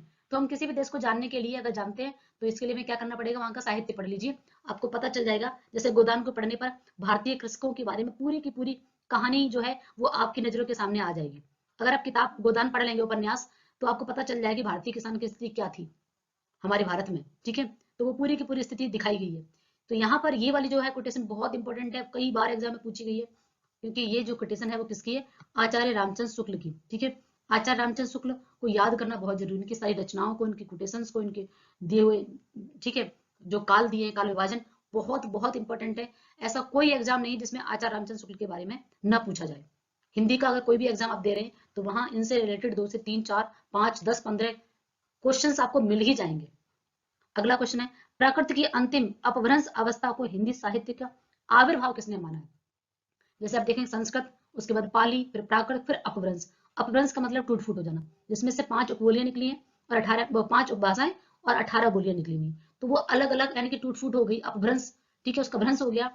तो ये बताया कि उसी से हमारी हिंदी का आविर्भाव हुआ है, हिंदी बनी हुई है। ये बात किसने बोली है? ये बात भी आचार्य रामचंद्र शुक्ल जी ने बोली हुई है। अगला क्वेश्चन है हमारा, एक नार ने अचरज किया, सांप मार पिंजरे में दिया। आप देखेंगे आजकल मोबाइल का जमाना आ गया, पहले घरों में दादी नानी पेरेंट्स भी अपने बच्चों को कहानियां पूछते थे, कहानियां सुनाते थे, पहेलियां। ठीक है, तो अब अगर इतनी से मैंने हिंट आपको दे दी तो अब तुरंत आंसर पे पहुंच जाएंगे कि पहेलियां जो हैं, ठीक है, उस समय से लेकर अभी तक उतनी ही प्रसिद्ध है। अभी भी आप देखेंगे कि जो ज्यादातर हमारे समाज में जो पहेलियां पूछी जाती हैं वो अमीर खुसरो की ही है। ठीक है, तो यहाँ पर जो पहेली है, और ये पहेली बहुत ही ज्यादा बच्चे और गांव में लोग, दादी नानी पहले पूछा करती थी, बच्चों के साथ खेलते थे। आजकल तो बच्चे मोबाइल में लगे रहते हैं, उनको कहानियों का मतलब ही नहीं पता, पहेलियों का मतलब ही नहीं पता। ठीक है, अगर आप पुराने थोड़े से बैक में जाएंगे, आज से 25-30 साल पहले, तो कहानियों से और पहेलियों से हम लोगों का जो बचपन था वो भरा पड़ा है। तो यहाँ पर एक नारी ने क्या किया, आश्चर्य किया, सांप मार पिंजरे में दिया। ठीक है, आगे की लाइन इसमें क्या है, जो जो सांप ताल को पिए खाए, ठीक है, सांप ताल, सूखे ताल सांप मर जाए, इसकी अगली लाइन ये है। तो यहाँ इसका मतलब क्या है कि जब गांव में, आजकल सबके घरों में इन्वर्टर है, लाइट है, कोई जानता ही नहीं लैंप और दिया बाती क्या होते हैं। ठीक है, तो वो ये है कि जो पहले के घरों में, गांव में क्या करते थे लोग कि जो दीपक बनाया जाता था उसमें एक बत्ती बनाई जाती थी। ठीक है, बाती बनाकर और उसमें केरोसिन डाल के उसको जलाया जाता था, क्योंकि लाइट का पहले साधन नहीं था, गांव में भी लाइट नहीं थी। आज भी बहुत सारे ऐसे गांव जहाँ पे लाइट नहीं है, तो वहाँ के बच्चे लोग जानते हैं कि वो कैसे दिया बाती बनाया जाता है, उसी के लिए बताया गया है कि कैसे। ठीक है, और वो ये इसका आंसर भी क्या हो जाएगा, अगर इस पहेली का आंसर हो जाएगा दिया बाती। ठीक है, अगला क्वेश्चन है, देसल बनिया सब जन मिठा, तैसन जब जपो अभट्टा। ठीक है, ये थोड़ी सी आप देखेंगे कि कैसे ये वाली लाइन आप देखेंगे, देसल बना सब्जन मिठा, ये बहुत बार पूछा गया है। ठीक है, ये भी लाइन किसकी है, विद्यापति की। विद्यापति को मैथिल कोकिल भी कहा जाता है। ठीक है, मैथिल कोकिल, तो याद रख सकते हो कि कि देसी भाषा जो है वो सबसे ज्यादा मीठी होती है। याद रखने के लिए आपको पता, अब मुझे लगता है कि आपके सामने ये आंसर आएगा तो शायद आप कभी गलत नहीं करेंगे, क्योंकि आपको इसका अर्थ पता चल गया। ठीक है, सांप यानी कि उस बत्ती को बोला गया है, पिंजरे मतलब उस शीशी को बोला गया, जो डब्बी है, जो दिया है, ठीक है, उसको बोला गया है। ठीक है, उसको तो आप आराम से ऐसे कर पाएंगे। और ये किसकी है, अमीर खुसरो की। अमीर खुसरो की पहेलियां बहुत ज्यादा फेमस है। ये विद्यापति ने क्या बोला कि जो देसी भाषा होती है वो सबसे ज्यादा मिठास में होती है। क्षेत्रीय अपनी जो भाषा होती है, बोली होती है, वो सबसे ज्यादा मिठास होती है, इसलिए मैथिल कोकिल भी इनको कहा गया। ठीक है, मैथिली भाषा के लिए। अगला क्वेश्चन है, अवधू रहिया हाटे बाटे रूप वृष की छाया। ठीक है, तजवा काम क्रोध लोभ मोह संसार की माया। ये भी बहुत ज्यादा आप देखेंगे इसमें अध्यात्म की बातें हो रही है, इन सबको तज देना ही हमें संसार की प्राप्ति, माया है ये सब जो हमारे संसार में दिख रहा है वो सब माया है, इसको त्याग देने पर ही, इसको तज देने पर ही हमें भगवान की प्राप्ति हो सकती है। तो ये गोरखनाथ की है, किसकी रचना है? गोरखनाथ की। ठीक है, अगला है, भल्ला हुआ जू मारिया बहिड़ महारा कंतु लज्जे जनतन वयम स्यू जय भग्गा घर अंतु। ठीक है, अब यहाँ पर क्या, भला हुआ जो मारिया। ठीक है, अब ये जो है ये हेमचंद की रचना है। ठीक है, उसमें से लिया गया है। यहाँ पर वो नायिका जो है वो क्या कह रही कि भला हुआ, पहले क्षत्रियों का क्या था कि वीरता उनके लिए सब कुछ था, वीर वीर होना ही, तो वो कह रहे भला हुआ कि जो मेरा पति है जो भी है, ठीक है, वो क्या हुआ, युद्ध क्षेत्र में मारा गया, क्योंकि अगर वह युद्ध क्षेत्र से भागता तो मेरे लिए बहुत ही लज्जा की बात होती, और मैं लज्जित है, भागने से तो अच्छा है कि वो युद्ध क्षेत्र में क्या हो जाए, मर जाए, क्योंकि अगर युद्ध क्षेत्र से भागता है तो ये मेरे लिए बहुत ही लज्जा की बात होगी, इसमें नायिका कह रही है। तो ये हेमचंद की लाइन है। ठीक, अगला है, पुस्तक जल्लड़ हाथ दे, ठीक है, चल गज्जन नृपकाज। पुस्तक जल्लड़ हाथ दे, चल गज्जन नृपकाज। अब यहाँ पर पुस्तक जल्लड़ हाथ दे, पुस्तक को जल्लड़ के हाथ में दिया और आगे चले गए, कौन, ये आप अगर आपने हिंदी साहित्य को थोड़ा अध्ययन किया होगा तो आपको पता चल गया होगा कि जल्लड़ जो है वो किसके पुत्र का नाम है, ये चंद्रवरदाई के पुत्र का नाम है। चंद्रवरदाई ने जो पृथ्वी रासो लिखी है उसका अंतिम जो भाग है वो इनके पुत्र ने ही पूरा किया है। ठीक है, चंद्रवरदाई जो रचना है, चंद्रवरदाई की जो रचना है पृथ्वी रासो, ठीक है, और इनके पुत्र का नाम है जल्लड़। ठीक है, अगला क्वेश्चन है, गोरखनाथ के गुरु का क्या नाम है। अब ये नाथ संप्रदाय हम हिंदी साहित्य में पढ़ते हैं, उससे क्वेश्चन है हमारे, नाथ संप्रदाय में सबसे आदि नाथ यानी भगवान शिव जी को माना जाता है, और उनको उनके बाद ये गोरखनाथ है, ये सब इसके प्रवर्तक माने जाते हैं। लेकिन गोरखनाथ के गुरु कौन है, ये है इनके मत्स्येंद्रनाथ। कौन है? मत्स्येंद्रनाथ। ऐसा मानते हैं कि माता पार्वती को भगवान शिव जी ज्ञान दे रहे थे, उपदेश दे रहे थे, तो उन्होंने मच्छर के रूप में ऐसे, ठीक है, उस ज्ञान को सुन लिया तो उनका नाम मत्स्येंद्रनाथ पड़ गया, ऐसा कई बुक में मिल जाता है। तो ये किसके गुरु हैं? गोरखनाथ के। और मत्स्येंद्रनाथ के गुरु हैं ज्वालेंद्रनाथ। ठीक है, ज्वालेंद्रनाथ। सिद्ध और नाथ ये हिंदी साहित्य के इतिहास में हम पढ़ते हैं। सिद्ध जो है उनकी संख्या है 84। यहाँ पर आपको मिल गया क्वेश्चन में, क्वेश्चन भी कई बार आप देखेंगे, अगर आप 30 क्वेश्चन पढ़ते तो आपको 5 क्वेश्चन में क्वेश्चन मिल जाते हैं, ध्यान से पढ़ेंगे आप तो। हमारे पेपर में भी कई बार ऐसा होता है कि कई कोटेशन का क्वेश्चन है और हमारे वो आंसर में पूछा गया, तो हमें बहुत ही बारीकी से ध्यान से पढ़ना होता है। 84 सिद्ध, तो आपको पता चल गया संख्या कितनी है सिद्धों की, 84 है। इसी प्रकार से नाथों की संख्या कितनी है? ठीक है, 9 नाथ है। ठीक है, सिद्धों में बहुत से कछुए, चमार, धोबी, ढोम, कहार, लकड़हारे, दर्जी और बहुत से शूद्र कहे जाने वाले लोग थे। अतः जाति पात के खंडन तो वे आप ही थे। ये पंक्तियां किसकी हैं? ये पूछा गया है कि ये बात किसने बोली है। ये बोला है आचार्य रामचंद्र शुक्ल जी ने। ठीक है, जही मन पवन न संचरई रवि ससि नाहि पवेश तही बट चित्त विसास विसाव करु सरहे कही उबेस। ठीक है, अब यहाँ पर अगर आप देखेंगे इस लाइन को धीरे से देखेंगे तो कई बार आप देखते हो कबीरा कहे या रहीम, वो आपको पंक्ति में मिल जाती है कि वो किसकी लाइन है। अगर आप देखेंगे तो यहाँ पर सरहे लिखा, सरहे, सरहे मतलब सरहपा के लिए बोला गया। ठीक है, ये किसकी लाइन है? सरहपा की लाइन है कि जही मन पवन न संचरई रवि ससि नाहि पवेश, तो ये किसकी रचना है? सरहपा की है। पहले जैसे गाथा या गाहा कहने पर प्राकृत का बोध होता था, वैसे ही दोहा या दुहा कहने पर अपभ्रंश का बोध होता है। ये लोक प्रचलित काव्य भाषा का बोध कराने मतलब बोध कराता है। ये पंक्ति किसकी है? ये जो पंक्ति है वो किस आलोचक के द्वारा कही गई है? ये कही गई है आचार्य रामचंद्र शुक्ल के द्वारा। अगला है, चंद्रवरदाई किसके दरबारी कवि थे? तो चंद्रवरदाई पृथ्वीराज रासो लिखा है तो पृथ्वीराज चौहान ही इसमें आंसर आएगा। ठीक है, पृथ्वीराज के दरबारी कवि थे। अगला क्वेश्चन आपसे पूछा गया है सिद्धों की संख्या, और आप देखेंगे 70 जो क्वेश्चन है, 70 नंबर क्वेश्चन, यहाँ आपको इसमें आंसर मिल गया। अगर आपने क्वेश्चन ध्यान से पढ़ेंगे तो आप इसमें बहुत ही जल्दी से आंसर दे देंगे कि सिद्धों की संख्या कितनी है? 84 है। ठीक है, एक मैं लेकर आऊंगी वीडियो जिसमें आपके नंबर ऑफ जो संख्या होती है कि किस रचना के कितने खंड है, नंबर बताने हैं। ठीक है, इसी प्रकार से सिद्धों की संख्या कितनी, नाथों की कितनी है, अलग अलग तरीके से क्वेश्चन आते हैं नंबर। ठीक है, वो एक रचना मैं लेकर आऊंगी वीडियो जिसमें सिर्फ आपको नंबर बताऊंगी, संख्या वाले क्वेश्चन जो आते हैं। जैसे ये अगर हमें सफलता हासिल करनी है तो हमें मेहनत करनी ही पड़ेगी। उसके लिए फिर चाहे मैं रात को जगना पड़े या कई कई घंटे तक पढ़ना पड़े, वो हमें करना ही पड़ेगा। हमारा आज का पहला जो प्रश्न है, हमने इससे पहले 74 क्वेश्चन कवर कर लिए हैं और आज हमारा 75 यानी कि 75 क्वेश्चन से हम स्टार्ट कर रहे हैं और लास्ट जितने भी क्वेश्चन है इसमें 100 प्लस क्वेश्चन को कवर करेंगे। और ये हमारा आज आदिकालीन साहित्य कंप्लीट हो जाएगा। इसके बाद हम भक्ति काल शुरू करेंगे। नाथों की संख्या कितनी मानी जाती है? ठीक है, मैंने आपको बताया था कि आपको एक बार पूरा कवर करने के बाद हम इसमें देखेंगे कि जो हमारे आदिकाल, भक्तिकाल, रीतिकाल, जितने भी काल है उनमें से नंबर वाले क्वेश्चन जो है उनको एक वीडियो में लेकर आएंगे, जो आपके लिए आसानी रहेगी। अपने एक जगह नोट्स में बना के लिख सकते हैं, पीडीएफ भी दे दूंगी मैं, तो आप आराम से उन्हें अपना एग्जाम के टाइम रिवीजन कर लेना, क्योंकि इससे भी 1-2 क्वेश्चन आता है और नंबर होते हैं, संख्या होती है, तो कई बार हमसे गलतियां हो जाती है। तो यहाँ पर ये बहुत आसान तरीका है कैसे याद रखने के लिए। नाथ 9, ठीक है, नाथ 9, नाथ में भी 9 9 आ रहा है, नाथ जैसे ही लग रहा है ना, तो नाथों की संख्या कितनी है? 9। इससे पहले वाली वीडियो में देखा था हमने कि जो सिद्ध है उनकी संख्या कितनी है? 84। ठीक है, सिद्धों की संख्या कितनी है? 84। नाथों की संख्या कितनी है? 9। नाथ साहित्य, सिद्ध साहित्य, ठीक है। ये बुक कवर करने के बाद हम नेक्स्ट जो सीरीज स्टार्ट करेंगे उसमें अपना थ्योरी पार्ट स्टार्ट करेंगे, जो हमारा अपना खुद का मेरा बनाया हुआ नोट्स है जिससे मैंने तैयारी की थी, वो मैं आपके साथ शेयर करूंगी और आपको अपने तरीके से मैं सिखाऊंगी जिससे आप भी सफलता हासिल कर सकें। तो यहाँ पर नाथों की संख्या कितनी है? 9। ठीक है, नेक्स्ट क्वेश्चन है, चर्या पद के रचयिता माने जाते हैं लुईपा, सरयप्पा, डोमिपा या सबरपा। तो आपको इसमें बताना है कि चर्या पद के रचयिता कौन है। ठीक है, ये रचना है चर्या पद, तो आप कैसे इसे याद रखेंगे?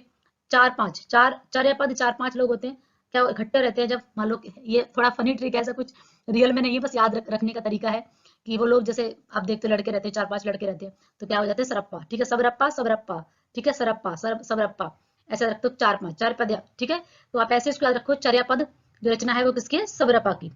ठीक है, जिस समय मुसलमान भारत में आए थे उस समय सच्चे धर्म भाव का बहुत ही ह्रास हो चुका था, बहुत, ठीक है, बहुत कुछ ह्रास हो चुका था। इसमें परिवर्तन के लिए बहुत बड़े धक्कों की आवश्यकता थी।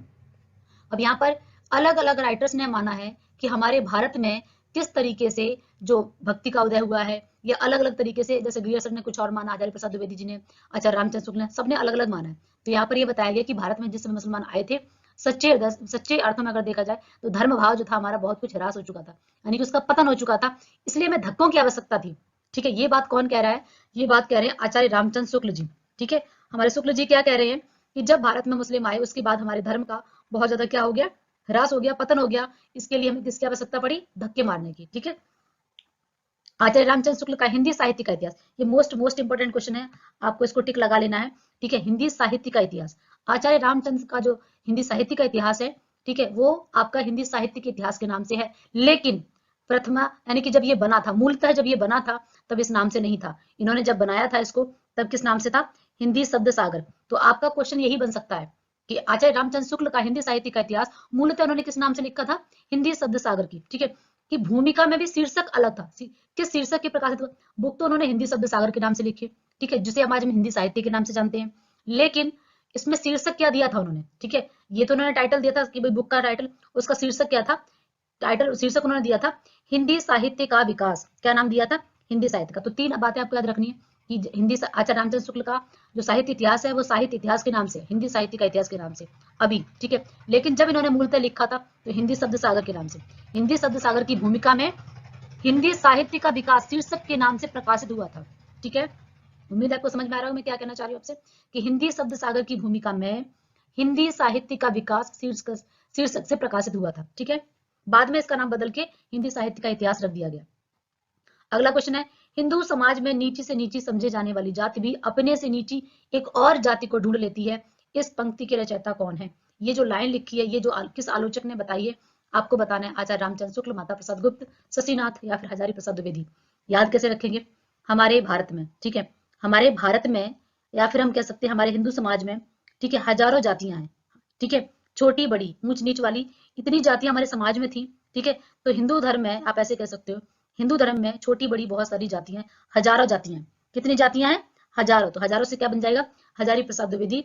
हिंदू समाज में वो कह रहे हैं कि हमारे हिंदू समाज में इतनी सारी जातियां हैं कि वो अपने से एक छोटी जाति को ढूंढ लेते हैं अपने आप को ऊंचा दिखाने के लिए। ठीक है, उम्मीद है आपको समझ में आ रहा। और ये समाज में रियलिटी आप देखते हो कि ये समाज के लिए अभिशाप है। इसको सरकार खत्म कर रही है कि समानता समानता, लेकिन फिर भी किस तरीके से चला आ रहा वर्ण व्यवस्था से लेकर अभी तक, कहीं ना कहीं इसको देखते हैं कि किस प्रकार से जातिवाद जो है दीमक की तरह हमारे समाज को क्या कर रहा है? खोखला बना रहा है। ठीक है, तो यहाँ पर क्या है? बहुत सारी हजारों छोटी बड़ी जातियां हिंदू समाज में कह सकते हो। जो चीज गलत है उसको स्वीकार करना ही पड़ेगा हमें, स्वीकार करेंगे तभी अपनी कमियों को हम दूर कर पाएंगे। हिंदी काव्य धारा, काव्य की रचयिता निम्न में से कौन है? अगला क्वेश्चन है आपके पास, हिंदी काव्य धारा, ये रचना का नाम है। ठीक है, हिंदी काव्य धारा के नाम से इसके रचयिता कौन है? आपको बताना है। रामविलास शर्मा, राहुल शंकरत्यायन, उदय भानु या फिर रमेश गौतम। तो इसके रचयिता है आपके राहुल शंकरत्यायन। ठीक है, नेक्स्ट। अगला क्वेश्चन है हमारा, कै मास बध प्रसंग किस रचना के अंतर्गत आता है? आपको बताना है कि कै मास बध जो है वो प्रसंग है किस रचना के अंतर्गत है? वो है आपकी पृथ्वीराज रासो।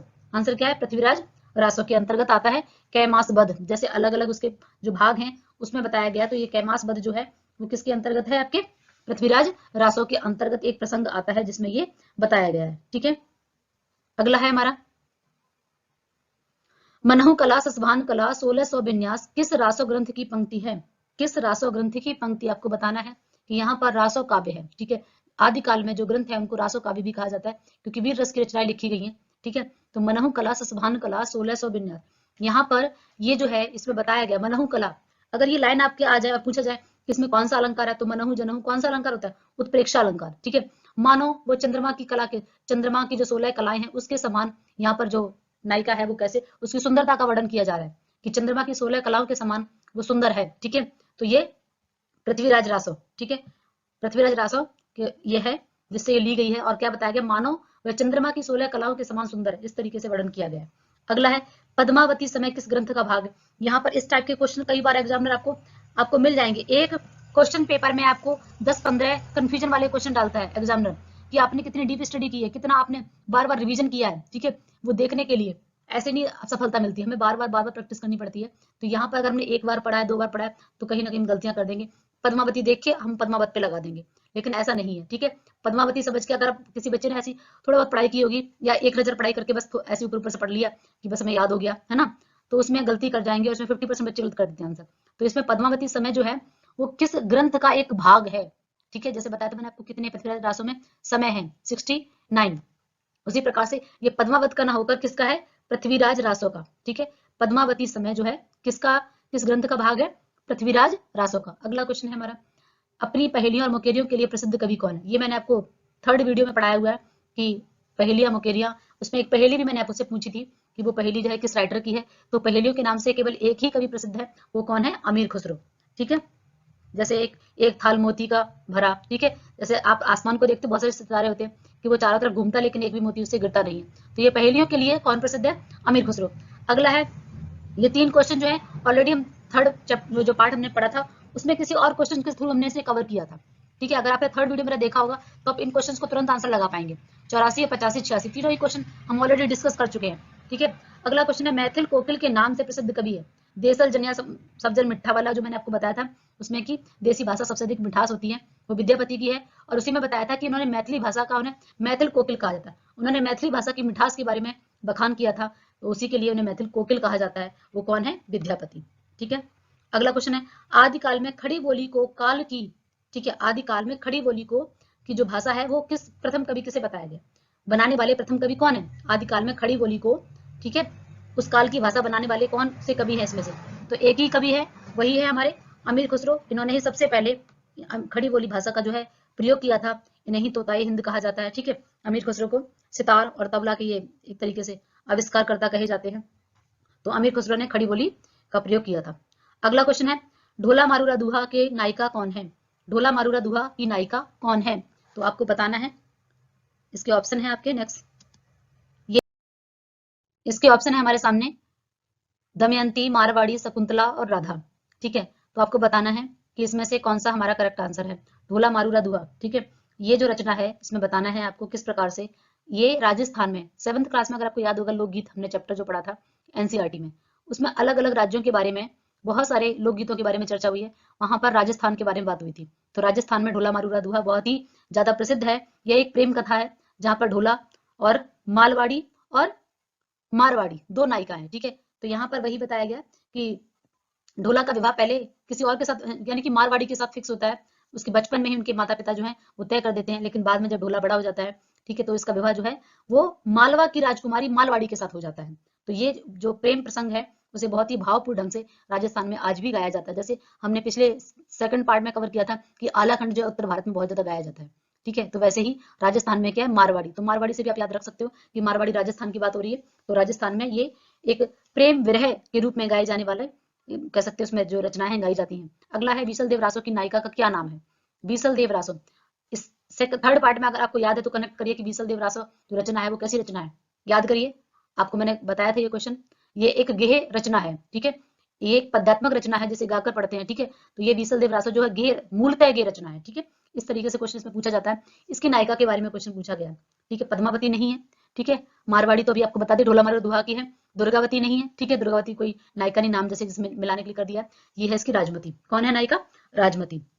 इसमें भी बीसल देव जो है वो ये 4 भागों में है। इसके 4 खंड हैं, ठीक है। अलग अलग खंड में, अलग अलग 4 खंड में अलग अलग अलग तरीके से बताया गया। इसमें भी है कि पहले इसका विवाह हो जाता है, बाद में फिर राजमती जो है, राजमती तीसरे खंड में राजमती वियोग का वर्णन है। ऐसे खंड भी पूछे जाते हैं कि पहले खंड में किसकी बात हो रही है, ठीक है। दूसरे खंड में बीसल देव है वो उड़ीसा की ओर यात्रा में चले जाते हैं, और तीसरे में राजमती जो है विरह वर्णन है उसका, और ये कार्तिक मास से प्रारंभ होता है। और चौथे में फिर क्या होता है कि राजा परमार जो है अपनी पुत्री राजमती को वापस अपने यहाँ राज्य में लेकर आ जाते हैं। अगला क्वेश्चन क्या है 89, रेवंतगिरी रास ग्रंथ के रचयिता का क्या नाम है? रेवंतगिरी रास, ठीक है। रेवंतगिरी, मान लीजिए रेवंतगिरी कोई पर्वत है, ठीक है, उसको विजय कर लिया किसी ने, विजय सेन, ठीक है। रेवंतगिरी रास विजय सेन, रेवंतगिरी राज क्या हो जाएगा? विजय सेन, ठीक है। विजय सेन ने क्या कर लिया? रेवंतगिरी पर्वत मान लीजिए उसको क्या कर लिया? विजय कर लिया।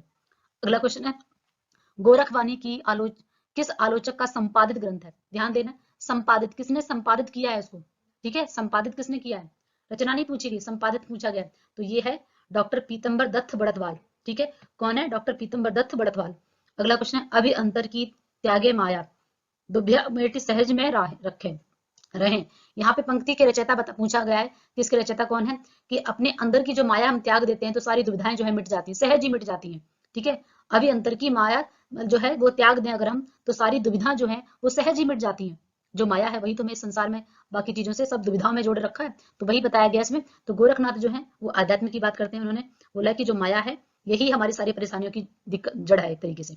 अगला है अपभ्रंश को प्राकृताभास, ठीक है, प्राकृत और आभास, ठीक। तो प्राकृताभास कहा गया है हजारी प्रसाद द्विवेदी ने, नामवर सिंह ने, धीरेन्द्र वर्मा ने या आचार्य रामचंद्र शुक्ल ने। किसने कहा है? आपको बताना है कि अपभ्रंश, ठीक है। जैसे मैंने आपको बताया था कि सीक्वेंस पूछा जाता है तो सबसे पहले संस्कृत, पाली, प्राकृत, प्राकृत से अपभ्रंश बनी, और अपभ्रंश से हमारी कौन सी भाषा बनी है? हिंदी, ठीक है। तो अगर मान लीजिए धीरे धीरे कोई भी भाषा जो है बदलाव एकदम से नहीं आता, उसमें धीरे धीरे आता है। कैसे कैसे आता है?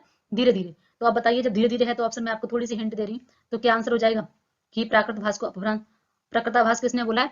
आचार्य रामचंद्र शुक्ल ने बोला है। किसने बोला है? आचार्य रामचंद्र शुक्ल जी ने। और याद होगा कि उन्होंने ही बोला है कि जो हमारी हिंदी का आविर्भाव हुआ है वो अपभ्रंश से हुआ है, ठीक है। दोहा या दूहा का जिस प्रकार अपभ्रंश भाषा से संबंध है, दोहा या दूहा कहने पर हमें अपभ्रंश भाषा जो है उसका संबंध मिलता है, उसी प्रकार से गाया गाहा या गाथा कहने पर किस भाषा का? तो ये है प्राकृत भाषा का, ठीक है। नेक्स्ट क्वेश्चन है हमारा गाथा सप्तशती की रचना किस भाषा में हुई है? गाथा सप्तशती जो है वो किस भाषा में रचना की गई है? ये की गई है संस्कृत भाषा में। किसमें है? संस्कृत भाषा में। अगला क्वेश्चन है किस विदेशी विद्वान ने हिंदी व्याकरण सबसे पहले लिखा? आपको बताना है, यहाँ पर हिंदी साहित्य नहीं पूछा जा रहा है, हिंदी व्याकरण की बात हो रही है। हिंदी व्याकरण का जो किस विद्वान ने लिखा सबसे पहले? तो अगर आप देखेंगे वर्तमान में हमारे भारत में तो हम लोग कैसे भी खाना खा लेते हैं, कोई नियम नहीं। व्याकरण हमारा व्याकरण क्या बताता है? नियम बताता है ना व्याकरण में। तो कोई भी हमारे यहाँ जमीन पे बैठ के खा लेते हैं, है ना, हाथ से खा लेते हैं, जैसे भी। लेकिन आप देखेंगे कि जो आजकल हमारा डाइनिंग जो टेबल हम लगाते हैं उस पर कटलरी यूज करते हैं कि हमें उसमें फोक होना चाहिए, नाइफ होना चाहिए, है ना, सारी चीजें उसमें पूरा एक नियम बना के खाते हैं, है ना, पूरा एप्रन वगैरह सब में उसमें। तो वही चीज है। तो यहाँ पर आप केटलरे, ठीक है, जोसुआ केटलरे याद रखेंगे ना कि हिंदी व्याकरण में क्या नियम होते हैं, तो वो जोसुआ केटलरे, ठीक है। इन्होंने सबसे पहले हिंदी जो है अपना व्याकरण लिखा था। विजयपाल रासो की रचयिता कौन है? विजयपाल, अब यहाँ देखो चंद्रवरदाई का पृथ्वीराज रासो है, हम इसे एलिमिनेट करके बहुत अच्छे से कर सकते हैं। कुछ 12 रचना है जिसमें से अगर आप एक दो भूल भी जाते हैं तो बाकी जो ऑप्शन होंगे उनकी रचना आपको याद होंगी, उनकी ट्रिक आपको याद होगी, तो आसानी से अपने क्वेश्चन में पहुंच जाएंगे। जैसे आप देखेंगे चंद्रवरदाई की कौन सी है? पृथ्वीराज रासो, ठीक है। 20 नर, याद आया, पिछली क्लास में बताया था कि 20 नर, ठीक है, नरपति नाला, ठीक है। तो बीसल देव रासो किसकी रचना है? नरपति नाला, 20 नर, याद आया कि बीसल देव रासो की रचना कौन सी है? नरपति नाला, ठीक है। अगली है जगनिक, कौन जगता है दूसरे के माल के लिए? परमाल, परमाल के लिए जगते हैं। तो कौन सा बचा इसमें? ठीक है, कौन सा बचा? नल्ल सिंह, क्या बचा आपके? नल्ल सिंह। विजयपाल रासो रचना किसकी है? नल्ल सिंह की। इसको याद रखना है, ये गलती मत कर देना, ठीक है। यहाँ पर नरपति नाला की 20 नर है, 20 नर याद रखना है आपको, ठीक है। तो बीसल देव नरपति। यहाँ पर आप विजय, ठीक है, विजयपाल से विन, वी आई, ठीक है, विन, विजय, विन करना किसी चीज को इंग्लिश में हम बोलते हैं ना विन कर लिया, विन मतलब क्या? विनर है, विन है। तो यहाँ पर विन से मतलब है यहाँ इसका वी ले सकते हैं आप यहाँ पे, ठीक है, और यहाँ पर ना, तो विन, ठीक है। विजयपाल, विजयपाल रासो किसकी? नल्ल सिंह की। अगला है सहज ज्ञान के प्रवर्तक कौन है? सहजयान के प्रवर्तक कौन है? ये है आपके सहरपा, ठीक है। सहरपा जो है वो कौन है? विजययान जो है उसके प्रवर्तक हैं, ठीक है। नेक्स्ट क्वेश्चन है हमारे पास, सिद्ध 84 सिद्धों की प्रथम सिद्ध कौन है? सिद्धों की संख्या फिर से आ गया, अगर हम बार बार देखते रहेंगे तो भी हमें याद हो जाएंगे। सिद्धों की संख्या कितनी है? 84, ठीक है। नाथों की कितनी है? 9। तो अब बताना है कि 84 सिद्धों में सबसे प्रथम सिद्ध किसे कहा जाता है? तो वही है हमारे सरपा, ठीक है। सरपा को हिंदी का प्रथम कवि भी माना जाता है, ठीक है। अलग अलग राइटर्स के द्वारा अलग अलग लोगों ने बताया, तो सरपा सर्वमान्य है। इसी प्रकार से सर्वाधिक रचित काव्य किस साहित्य के अंतर्गत आते हैं? हमारे पास हिंदी साहित्य, हम जैन साहित्य को पढ़ते हैं, नाथ साहित्य को पढ़ते हैं, सिद्ध साहित्य को पढ़ते हैं, ठीक है, और बौद्ध साहित्य को पढ़ते हैं। बौद्ध, सिद्ध, नाथ, ठीक है, जैन। तो इसमें सबसे अधिक जो रचित काव्य हैं वो जैन साहित्य के हैं। किसके हैं? जैन, ठीक है। जैन कवि सबसे ज्यादा मिलते हैं, उनके द्वारा रचनाएं सबसे ज्यादा, ना ही आपको नाथों की मिलती है, ना ही इतनी सिद्धों की मिलती है, ठीक है। तो सबसे अधिक जो है वो जैन साहित्य की। अगला क्वेश्चन है हमारा, करकंड रचित के रचयिता कौन है? ठीक है, करकंड रचित के रचनाकार कौन है? करकंड रचित के रचनाकार कौन है? आपको बताना है पुष्पदंत, स्वयंभू, ठीक है। पुष्पदंत, तो पुष्पदंत भी नहीं है, स्वयंभू नहीं है, ठीक है। आपको नाम से नाम मैच कर, देखो इसमें आप आराम से कर सकते हो। करकंड, ठीक है, यहाँ पे नाम दिख रहा है आपको, रचना का नाम क्या है? करकंड। तो कौन है? कनका, कनका मरमुनि, ठीक है। कौन है? कनका, यहाँ पे क दो बार आ रहा है, ठीक है। करकंड तो कनका, ठीक है। किसकी रचना है? पुष्पदंत और स्वयंभू की बहुत ही प्रसिद्ध रचनाएं हैं। इनको हम डीपली अध्ययन करेंगे, देखेंगे इनके बारे में। और धनपाल की आप पहले पढ़ चुके हो, ठीक है। तो यहाँ पर ये करकंड जो है कनका मर की है, ठीक है। अगला क्वेश्चन है, भारतीय भाषा में रचने वाले प्रथम इस्लाम धर्मावलंबी कवि कौन है? इस्लाम धर्मावलंबी, ठीक है, इस्लाम धर्म से जो कवि हैं वो, उन्होंने भारतीय भाषा में जो रचनाएं रची है वो कौन है? अब्दुल रहमान, ठीक है। अब्दुल रहमान, जिनकी संदेश राचक रचना जो है, आपको याद होगा, अब दिल में संदेश रह गए, याद आया रचना? संदेश रासक रचना जो है किसकी है? अब्दुल रहमान की। अब दिल में क्या रह गए? संदेश रह गए। इस तरीके से आपको याद कराई थी रचना। अगला है, पृथ्वीराज रासो को सुखी सुख सुखी संवाद के रूप में रचित रचना, मतलब किसने माना, किस आलोचक ने माना है कि इसके जो संवाद है वो किस रूप में रचित है? अलग अलग तरीके से, जैसे विद्यापति की जो पदावली है, ठीक है, उसके बारे में नेक्स्ट क्वेश्चन से डिस्कस करेंगे। पहले इसके बारे में देख लेते हैं कि पृथ्वीराज रासो को सुख सुखी, ये क्वेश्चन मोस्ट इंपोर्टेंट है, यहाँ से क्वेश्चन बन जाता है आपका, ठीक है।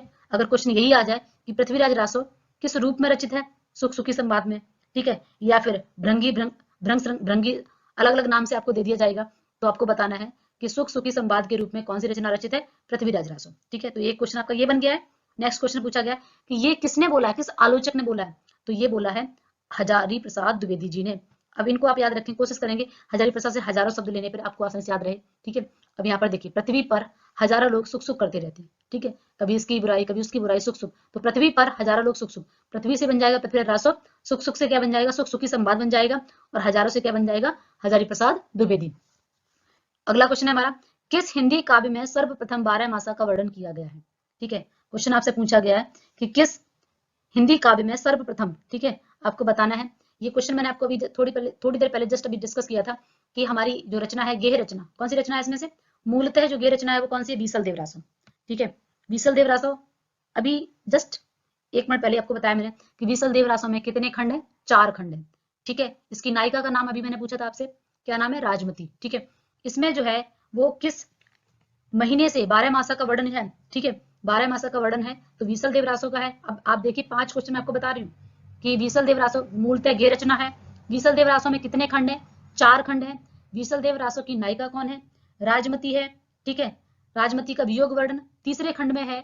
इसके बाद क्वेश्चन है नेक्स्ट आपका कि 12 मासा का वर्णन सबसे पहले किसमें किया गया? बीसल देव में किया। अब 12 मासा में भी जो 12 महीने हैं उनमें से किस महीने से प्रारंभ होता है? ये क्वेश्चन भी आप नोट कर लीजिए, जो मैं आपको एक्स्ट्रा बता रही हूँ, ये क्वेश्चन आप नोट करते जाइए कि 12 मास में भी किस महीने से है? तो कार्तिक मास, जो कार्तिक महीना आता है हमारा हिंदी में, उस कार्तिक मास से प्रारंभ होता है। तो याद रहेंगे, एक बार फिर से रिपीट करते हैं कि मूलतः ये रचना कौन सी है? बीसल देव, ठीक है। बीसल देव जो रचना है उसके रचनाकार कौन है? 20 नर, तो कौन हो जाएगा? नरपति, ठीक है। इसके बाद आपका क्या है कि इसमें कितने खंड है? 4 खंड है। इसकी नायिका कौन है? राजमती। राजमती का वियोग किस खंड में है? तीसरे खंड में, ठीक है। उम्मीद है कि आपको बीसल देव रासो से जितने भी आपके इसके फैक्ट हैं वो मैंने आपको बता दिए हैं, ठीक है। अब देखेंगे इसके नरपति नाला, ठीक है। बीसल देव रासो के रचनाकार कौन है? नरपति नाला, तो 20 नर बताए थे मैंने आपको। अगला है कीर्ति लता और कीर्ति पताका के रचनाकार कौन है? 2 इंपॉर्टेंट रचनाएं हैं, ठीक है। ये बहुत ही प्रसिद्ध जो कवि हैं विद्यापति, विद्यापति की रचना है कीर्ति लता और कीर्ति पताका, ठीक है। अगला क्वेश्चन है, जो कीर्ति पताका है वो अप्राप्य है, मिली नहीं है, लेकिन कीर्ति लता जो है वो हमारे पास है, ठीक है। अब अगला क्वेश्चन हमारा दिया गया है कि अपनी किस रचना को विद्यापति ने कहाड़ी कहा है। तो कहाड़ी जो कहा है वो कीर्तिलता को ही कहा है। ठीक है, कहाड़ी जो है वो कीर्तिलता को ही कहा है और ये अभट्ट भाषा में है। इसको नोट कर लीजिए आप कि जो इनकी विद्यापति की कीर्तिलता जो रचना है वो किस भाषा में है, अभट्ट भाषा में है। और इसमें जौनपुर शहर का वर्णन है। एक क्वेश्चन भी ये पूछा गया एक बार कि जौनपुर शहर का जो वर्णन है विद्यापति की किस रचना में है, तो कीर्तिलता में ही है। और ये किस संवाद में, जैसे भी हमने पढ़ा था कि पृथ्वीराज रासो सुख सुखी संवाद में है, वैसे ही ये भृंग भृंगी संवाद में लिखी है। भृंग भृंगी संवाद में लिखी हुई रचना कौन सी है, कीर्तिलता। कीर्तिलता बहुत ही इंपॉर्टेंट है क्योंकि कीर्ति पताका हमें अप्राप्य मिली नहीं है, साक्ष्य नहीं है इसके, इसलिए कीर्तिलता के जो क्वेश्चन है वो मैं फिर से रिपीट कर दे रही हूँ कि विद्यापति ने इसे काव्य न कहकर कहाड़ी कहा है। ठीक है, इसमें जौनपुर शहर का वर्णन है। और नेक्स्ट क्वेश्चन है हमारा मोस्ट इंपोर्टेंट, भृंगी भृंगी। ठीक है, भृंग भृंगी संवाद में कौन सी रचना है, कीर्तिलता। ठीक है, अगला क्वेश्चन है, मैं हिंदुस्तान की तूती हूँ, अगर तुम वास्तव में मुझसे कुछ पूछना चाहते हो तो हिंदवी पूछो। ठीक है, ये तो आपने बस आंसर उसी में दिया हुआ है कि तोताई हिंद, तूतीय हिंद किसे कहा जाता है, अमीर खुसरो से, अमीर खुसरो को। तो ये आंसर बहुत आसानी से आप पकड़ सकते हो उसे। अगला क्वेश्चन, आचार्य रामचंद्र शुक्ल द्वारा विरचित, अभी आचार्य रामचंद्र शुक्ल का इतिहास। ठीक है, हिंदी साहित्य का जो इतिहास इसी नाम से हम जानते हैं, लेकिन प्रारंभ में ये क्या था, हिंदी शब्द सागर की भूमिका। ठीक है, उसके इसका प्रकाशित वर्ष जो है वो क्या है, वो है आपका 1929, 1929। अगला क्वेश्चन है हमारा, यह सिर नवे न राम को नाही गिरियो टूट, आन देव नहीं परस ये, यह तन जाओ छूट। ठीक है, अब यहाँ पर क्या बताया जा रहा है कि हम पहले तो भगवान का नाम लेते नहीं है। ठीक है, बाद में जब माया शरीर जो है छूटने लगता है तो किस तरीके से भगवान की भक्ति की बात करते हैं, तब हम नहीं कर पाते हैं। ठीक है, अब इसको याद कैसे रखें, बहुत सी ऐसी रचनाएं हैं, ठीक है, उनकी लाइनें हैं जो याद नहीं रहती हैं, लेकिन हमें छोटी छोटी चीजें पकड़नी है तो शायद अपने आंसर तक पहुंच सकते हैं। ठीक है, अब यहाँ पर देखिए, यह सिर नवे न राम को। ठीक है, हम राम के चरणों में गिरने की बात करते हैं, ना ही गिरियो टूट। ठीक है, तो आप याद रखिए, रामकू से आप याद रख सकते हो क्योंकि मैं तो इसी तरीके से याद किया था, तो ये कोटेशन मुझे हमेशा याद रहती है कि सिर हमारा कहाँ नवता है, सिर नवे। हम भगवान के चरणों में क्या करते हैं, सिर नवाते हैं। भगवान राम के चरणों में क्या करते हैं, सिर नवाते हैं। तो चरणदास की रचना है ये, सिर किसके चरणों में नवाते हैं, भगवान राम के। तो सिर नवे न राम को। ठीक है, अगला है, कुटिल केस सुदेश पोह विचरित पिक सद, कमल गंध वैसंद हंस गति चलती मंद मंद। ठीक है, ये जो बताया गया कि इसमें जो है किस ये चंद्रवरदाई की रचना है। ठीक है, अगला क्वेश्चन है कि आदिकाल, यहाँ पर भी सुंदरता का वर्णन किया गया कि किस प्रकार कमल की गंध की तरह वैसंद जो है, ठीक है, नायिका के बारे में, चलत किस प्रकार उसकी चाल जो है मंद मंद है, हंस की तरह। आदिकाल को अत्यधिक विरोधों का व्याघातों का युग किसने कहा है, आदिकाल को अत्यधिक विरोधों और व्याघातों का काल किसने कहा है, ये कहा है आपके हजारी प्रसाद द्विवेदी जी ने। किसने कहा है, हजारी प्रसाद द्विवेदी जी ने। लास्ट क्वेश्चन है, आदिकाल को अपभ्रंश काल। ठीक है, आदिकाल को अपभ्रंश काल, यानी आदिकाल जो है, अपभ्रंश मतलब टूट फूट, धीरे धीरे किसी चीज में अगर टूट फूट होगी तो कैसे होगी, धीरे धीरे। धीरे धीरे से क्या बन जाएगा, धीरेन्द्र वर्मा। धीरेन्द्र वर्मा ने आदिकाल को हजारी प्रसाद द्विवेदी ने क्या बोला है, याद करिए, आपको मैंने बताया था कि आदिकाल को हजारी प्रसाद द्विवेदी ने आदिकाल ही बोला है, हजारों लोगों ने। आचार्य रामचंद्र शुक्ल ने क्या बोला है, वीर गाथा काल। ठीक है, आपको बहुत सारे मैंने क्वेश्चन करा दिए। आज हमारा ये पार्ट जो है कंप्लीट हो चुका है, 111 हमने इसमें क्वेश्चंस कंप्लीट कर लिए। इसके अलावा भी और भी अगर मेरे नोट्स में जो इंपॉर्टेंट क्वेश्चन उनको भी मैं आपके सामने लेकर आऊंगी। वीडियो को पढ़ते रहें, आगे बढ़ते रहें, तैयारी में जुटे रहें। Thank you.